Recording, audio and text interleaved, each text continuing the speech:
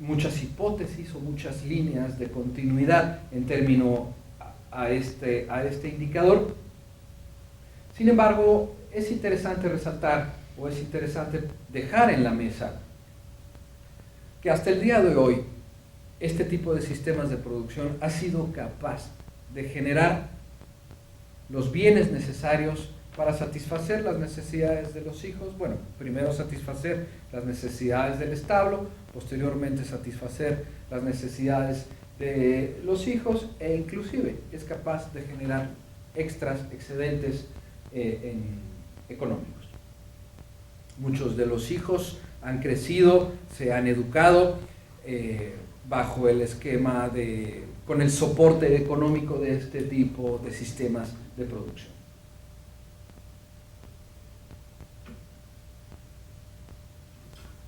Otro de los elementos importantes que determinan esta transferencia es el desarrollo de habilidades y de capacidades, y sobre todo la experiencia que tiene este administrador, este gestor que mencionaba ayer Brad, como elemento clave para esta transferencia.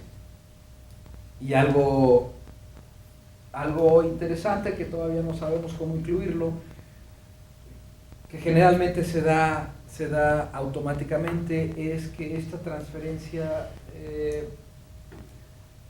los niños se involucran desde temprana edad con el sistema de producción, ayudando al acarreo de forrajes, ayudando a limpiar algunos utensilios, y esto es como el proceso de iniciación por parte de los pequeños a lo que pudiera en un momento dado ser la sucesión o el sucesor en estos sistemas de producción.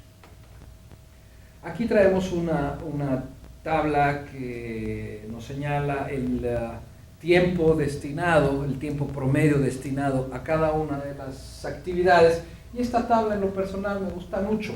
¿Por qué? Porque si consideramos, de acuerdo a lo que tenemos aquí, que el productor realiza aproximadamente 4 horas de trabajo más otras 3, serían 7 horas, vamos a ponerle sus 8 horas diarias de trabajo como productor, y empezamos a revisar lo que la esposa, la compañera o la mujer hace en este tipo de sistemas, encontramos que, bueno, pues vamos al beneficio de la duda, 1 hora la mujer y la otra hora los ancianos. Entonces, si empezamos a sumar, pues tenemos que la mujer trabaja entre 4 horas, ¿no?, comparadas contra las 7, 8 que trabaja el productor. Es decir, pareciera entonces que el papel de la mujer empieza a volverse fundamental en este proceso de transición generacional. No cabe una hipótesis de qué pasaría en un establo lechero si no hubiera mujeres, creo que no cabe, pero bueno, ahí está la evidencia de lo que nosotros hemos encontrado y de lo que estamos reportando en este momento. Pues evidentemente la edad del productor, sus años de experiencia, pues tiene que ver o está relacionada con el manejo, la responsabilidad y el tipo de actividades que realiza al interior de la granja. La preparación de la siguiente generación, pues evidentemente tiene que, si lo pudiéramos llamar de alguna forma, tiene que estar preparada, tiene que cumplir con estas habilidades y estas experiencias en el arte de la gestión de los establos lecheros y del manejo de los recursos naturales. Hay algo que es muy importante y es una cuestión de confianza que es difícil de medir. Es decir, las relaciones familiares son fundamentales. Es decir, la confianza en aquel que va a ser el sucesor de este establo no solo tiene que contar con estas habilidades y experiencias en términos del manejo y la gestión de la unidad, sino que debe de contar con la confianza de la familia. ¿Por qué? Porque las relaciones que se dan interfamiliares pueden en un momento dado representar un elemento financiero no claramente identificable, pero sí destacable en un proceso de sustentabilidad. Y aquí es donde empezamos a preguntarnos cómo se mide, ¿ok? Pues así, ¿no? Así. ¿Y cuánto es eso? Pues es así, ¿no? Es difícil medir. ¿Cómo se mide la confianza en términos de relaciones familiares? Hay muchas metodologías que se han desarrollado al respecto, hemos seguido algunas de ellas. En términos de satisfacción con la actividad, bueno, pues tiene que estar relacionada o tiene que estar involucrada con el proceso mismo de producción. Y en términos de los ingresos, bueno, pues si un negocio no genera lo suficiente para subsistir, pues mucho menos para continuar o ser viable posteriormente, de manera general. Antes de terminar, estos son los resultados finales de nuestro estudio. Aquí están nuestros estratos, aquí está la fórmula general, estos son los componentes. Y antes de terminar, pues lo dejamos de momento así, es decir, no me gustaría emitir un enunciado final o emitir una conclusión. De momento, dada nuestro modelo aditivo, los valores de transición generacional se han desplazado en este universo, esto es una suma porcentual, se han desplazado en este universo por arriba del 60%, lo que supone que, bueno, hay buen escenario en términos de nuestra propuesta metodológica, en términos de transición generacional de los establos de pequeña escala. Muchísimas gracias.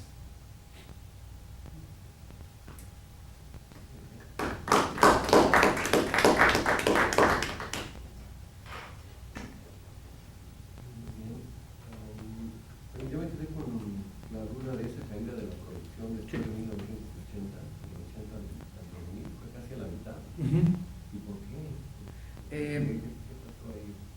Texcoco, la zona de Texcoco, era la segunda cuenca lechera más importante del Estado de México. Hay una crisis económica generada desde finales de la década de los años 60, 65, 66, 67, donde se implementa un programa de desarrollo, un programa de subsidio, pero en vez de consolidar las estructuras económicas y financieras de las unidades de producción, genera una espiral muy complicada que se ve reflejada 20 años después. ¿Okay? En el año de 1987 aproximadamente la economía mexicana sufre una fuerte crisis.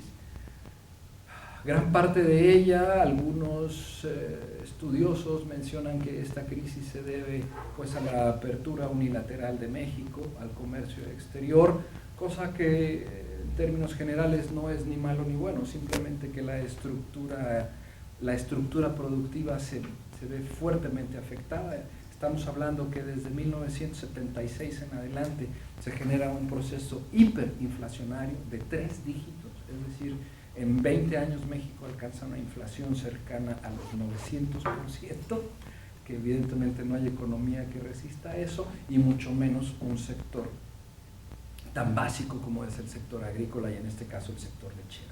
Ese es el componente macro. La región de Texcoco aparte sufre una fuerte presión por el crecimiento de las zonas urbanas. Texcoco se encuentra a 18 kilómetros de la Ciudad de México, es decir, hay una fuerte presión en términos de tenencia de la tierra y evidentemente del valor, lo que es esta tierra, y pues empiezan poco a poco a debilitar.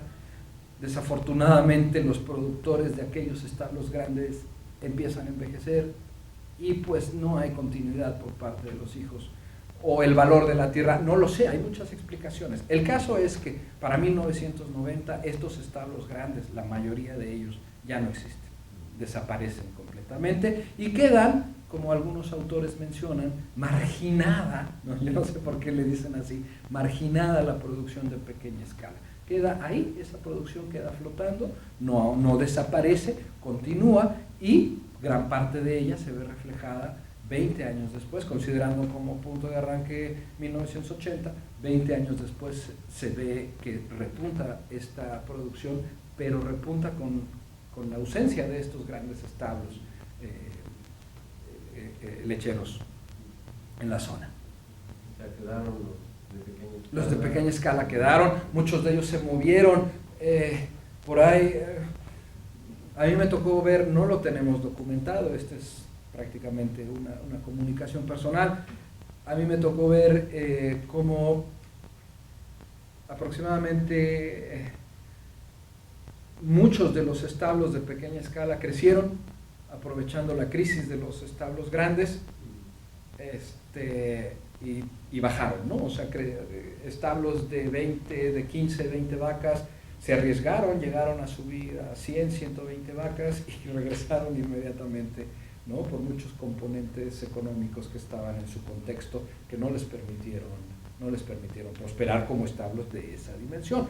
Y ahora es mucho más estable encontrar este tipo de establos en la zona, establos con menos de 30 vacas. Tenemos documentados establos de 50, 80, y creo que de momento el establo más grande es de 300 vacas, por lo menos en la zona, y es uno.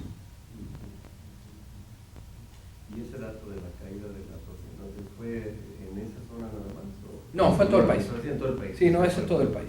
Es en todo el país.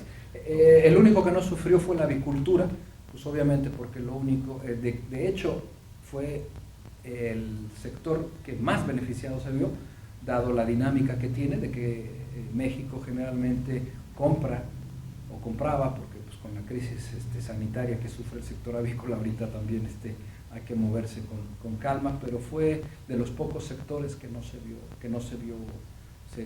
se vio afectado. La porcicultura se vio severamente afectada, casi llegando a niveles de crisis total. Algunas actividades agrícolas se vieron fuertemente afectadas, y la horticultura fue otro modelo que resistió bastante bien este ajuste de cambio de modelo económico, ¿no? Dado por la política económica mexicana en 1980-1986, donde se manejan dos instrumentos, básicamente dos instrumentos macroeconómicos de control que sirvieron para estabilizar la economía mexicana, pero no la estructura productiva, agrícola y pecuaria se vio muy afectada. ¿Todo esto fue antes de que se firmara el TLC? Sí, antes. México ingresa al GATT, o ahí en 1986. Desde 1984 se empezaban a vislumbrar algunos efectos en términos de control de indicadores de política económica, pero es hasta 1987 pues donde revienta todo, ¿no? Pero también hay una situación interesante. La avicultura no sufre tanto porque estaba protegida en el NAP. Se protegió a la avicultura, lo que no se hizo con la porcicultura. Y la producción de leche, después de esta crisis que muestra de los 70, 80, ante la apertura comercial y ese periodo de 15 años que se dio para la libre importación, hubo una serie de medidas que tomó el gobierno de México, un programa para fomentar la producción de leche nacional que se llamó, entre los cuales el punto más importante fue liberalizar el precio de la leche. Dejó de tener un precio controlado, y desde 1990 hasta el año 2000 la lechería creció como a 2 puntos y algo por ciento por arriba la población. Y del año 2000 a la fecha está creciendo como a 1.8 a 1.9. Entonces, de 90, ahora estos últimos 23 años, la producción de leche ha estado subiendo. Es una de las ironías de las situaciones que suceden, que se planteó todo el discurso hasta 1995, es que la lechería se vería muy seriamente afectada por el Tratado de Libre Comercio de Norteamérica, y que México debió haber puesto candados como se pusieron para la agricultura para protegerla. Entonces el escenario que se veía con NAFTA era similar al de la porcicultura, que íbamos a estar inundados por leche y productos lácteos de Estados Unidos, y no fue así. De hecho, para 1994 la dependencia de leche y productos lácteos de México era como de 34-37%, importábamos más de la tercera parte de las necesidades. Y ahora está en alrededor del 17-18%, y ha habido un incremento en el consumo. Pasamos de 7.5 millones de toneladas, estamos ya, este año sí llega a los 11 millones de toneladas en este periodo de 20 años. Entonces es una de las paradojas, ¿no? Que cuando se pensaba que más se iba a afectar, es cuando más se ha desarrollado. La avicultura creo que se ha mantenido. La avicultura, claro, hubo los problemas de la influenza aviar y eso no sé cómo se vaya a reflejar, pero la porcicultura se vio gravísimamente afectada. Y es todavía sin cubrir el mercado interno, todavía de la leche se está importando como un 17%,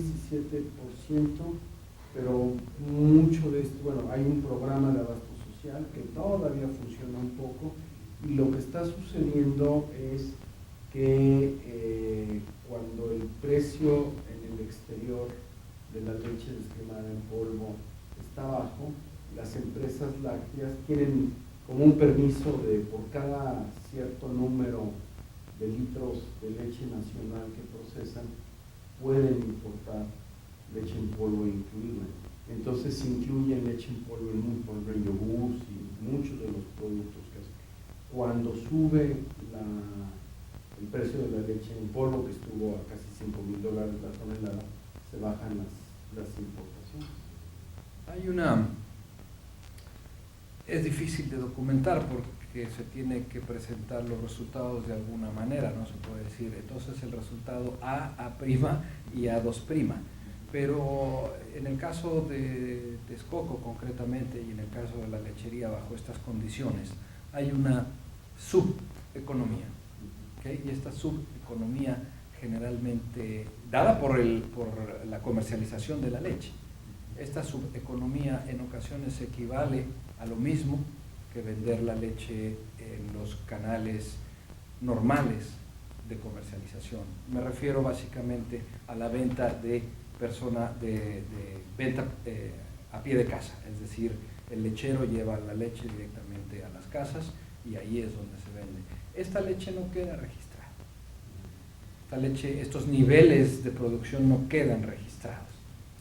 Pero bueno, la estadística es lo que menciona. Nosotros hemos encontrado de manera general que se mueve entre el 30 y el 35% de la producción en esta zona se litrea, es decir, se vende directamente al consumidor.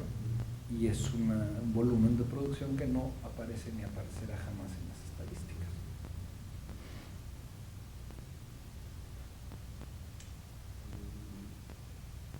En cuanto a la metodología, el modelo lo tienes con índices. Sí. Son índices Sí, para cada uno de los elementos. Sí. O sea, no lo puedes traducir a una determinada unidad, simplemente un indicador. Lo estamos manejando para allá. La primera parte de nuestro trabajo final a donde queremos llegar es precisamente eso. Tenemos varias opciones, el modelo ya lo estamos trabajando ahorita con análisis de datos envolventes, que eso nos permite ver cuál es la potencia de cada uno de los componentes de la fórmula. También lo estamos manejando con otro tipo de criterios, principalmente criterios multiplicativos o autorregresivos, es decir, estamos tratando de ajustarlo esto a un modelo más robusto y que no quede solamente en la suma de una cuarta o una quinta parte, dependiendo del número de componentes. Efectivamente. Sí, eso es lo que no me queda completamente claro en términos de las conclusiones de la transición generacional en los diferentes estratos. ¿Puedes resumir cuáles, digamos, serían las lecciones para cada uno de los estratos de los resultados de aplicar este modelo? A ver, sí. Sí, claro que sí. No es que esperáramos otra cosa, este indicador pues fue el que menos nos gustó, porque en términos de 25 posibles puntos, pareciera que la edad, en vez de ser un activo intangible favorable, pareciera que está jalando para atrás, pareciera que está siendo un activo no favorable, es decir, pareciera, de acuerdo a cómo abordamos metodológicamente las relaciones que se establecen entre edad y el resto de la ecuación, pareciera que está jalando para atrás. Es decir, o no le estamos dando la relevancia que tiene estos activos intangibles de experiencia, de gestión agropecuaria, o lo estamos, o posiblemente nos está jalando en contra, pues ya que el proceso automático de transición se está interrumpiendo. Tenemos que definirlo bien y sobre todo tenemos que elaborar la herramienta con la suficiente potencia para decirlo. De momento no lo tenemos. En términos de sucesores, pues el promedio de hijos que tienen las familias involucradas en estos sistemas de producción es de 3, es decir, generalmente el varón mayor, que no necesariamente es el primero en la familia, por tradiciones a quien se le empiezan a inculcar todo este tipo de compromisos y de actividades y de relaciones en términos de producción. Y dado el número de hijos, que es de 3, pues este indicador jaló, si lo podemos decir de alguna forma, para arriba, fue el más sólido. Tenemos que refinarlo, tenemos que darle un peso de acuerdo a su dimensión, porque que existan 3 sucesores o que existan 4 posibles hijos no necesariamente implica que el proceso se vaya a generar por sí solo. Entonces tenemos que adecuar también esa unidad de medida. Y bueno, en términos de satisfacción con la actividad lechera, nos basamos en el trabajo realizado aquí en metodológico en la Universidad de Wisconsin. Hicimos algunas modificaciones y creemos que esto es lo más avanzado que tenemos en términos de nuestra ecuación, y evidentemente los ingresos que la unidad productiva tiene es otra de las posibles fortalezas que se pueden destacar en este modelo. Evidentemente el modelo, el estrato 1, el de menor escala, es el más sensible a este indicador, pero es el más sensible por la forma en que está estructurada esta ecuación, que está estructurada a partes iguales, 25% para cada uno de los componentes de la ecuación. En el momento que nosotros ya lo hemos hecho y los resultados son distintos, los tenemos que afinar. En el momento que nosotros utilicemos, por ejemplo, el análisis de datos envolventes, lo que vamos a obtener es un peso específico dentro de la ecuación de cada uno de esos componentes, y seguramente se nos va a mover, ¿no? Pero indiscutiblemente, por alguna razón, el que mayor soporte le está dando ahorita es algo que es bastante difícil de medir, que es la satisfacción con la actividad lechera. En términos métricos, pues sí estoy satisfecho, no estoy satisfecho, pues es un golpe cultural muy fuerte, ¿no? Un golpe científico muy fuerte, pero en términos culturales eso es lo que tenemos reportado hasta el momento.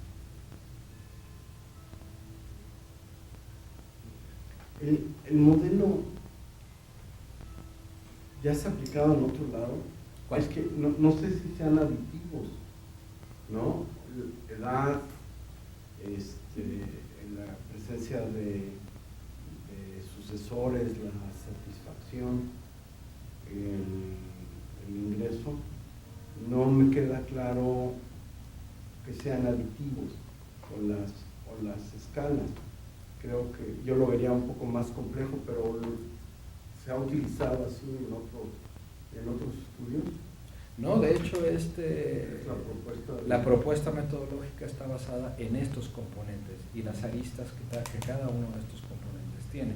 El modelo se está desarrollando. Esta es la primera aproximación metodológica en términos de componentes. Por eso es que es un modelo aditivo de componentes, no es un modelo de indicadores, es un modelo de componentes. Lo que hay que definir es cuáles son los indicadores que forman y cómo suman o restan en línea recta a este modelo aditivo. Y ese es en lo que estamos en este momento. Que la variable no se va a llamar E, que se va a llamar Q2, seguramente, ¿no? Y aquí le estás dando cierto peso a distintos factores que te dan una idea de qué tan robusto, digamos, sería la capacidad de transición en los diferentes estratos, ¿no? Así es. Por ejemplo, el estrato 2 y el 3 serían tienen una expectativa de transición favorable, ¿no? La situación ideal sería 100, ¿verdad? O sea, que sería 100, lo ideal sería 100. Está jalando a su máximo, y ahí el más débil sería el primero. Sobre todo por el ingreso. Así es. Lo que lo desploma. Por ejemplo, si revisamos el ingreso en términos del estrato 3, si hacemos un análisis basado únicamente en indicadores económicos, el que mejor ingreso tiene es el estrato 3. Sin embargo, en términos de las escalas de medición que nosotros estamos utilizando, dado el tiempo que tenemos en la zona y la experiencia que hemos realizado y las adecuaciones que ha tenido el modelo, pues al final resultó que no fue en términos de componente, el más sólido en términos de este modelo. No quiere decir que sea el que peores ingresos tiene, no, en términos de este componente aditivo, así se está reflejando. Que nos falta mucho trabajo y nos falta mucha validación, totalmente de acuerdo. Es la primera propuesta que hay de este modelo para este tipo de escenarios sociales.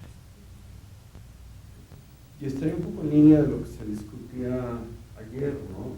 Ante las presiones que viven estos sistemas, los pequeños tienden a convertirse en medianos, ya sea porque otros pequeños que les va mejor y tienen diferentes formas de responder, los absorben, les rentan la tierra, le compran las vacas y los otros se retiran